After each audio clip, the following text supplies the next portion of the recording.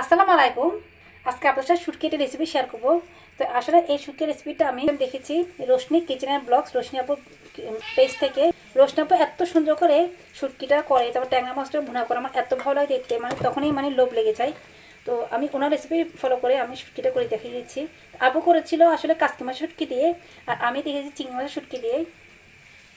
এখানে আমি শুটকি প্রথম দিয়ে দিয়েছি, এখান থেকে তারপর দিয়েছি পেঁয়াজ কুচি, তারপর সামনে দিলাম কাঁচামরিচ। এখন আপু দিয়ে দিচ্ছি রসুন পেস্ট, দিয়ে দিব হলুদের গুঁড়ো, হাফ টিস্পুন মরিচের গুঁড়ো, দিয়ে ভালো করে মশলাটা কষিয়ে নেব। এখানে দিচ্ছি পুঁই শাক আর আলু, আর শাকের যে বীজগুলো আছে সেই বীজগুলো দিয়ে দিব।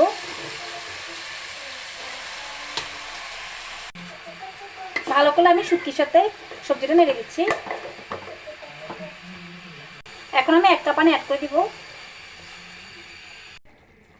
অফ ক্যামেরা আমি এগুলো লবণ দিয়ে দিয়েছিলাম, তো আমি নামিয়ে তো আপনার বাসায় ট্রাই করতে পারেন, সবার অনেক বেশি ভালো লাগবে। আজকের মতো বিদায় নিচ্ছি, সবাই ভালো থাকবেন, আল্লাহ হাফেজ।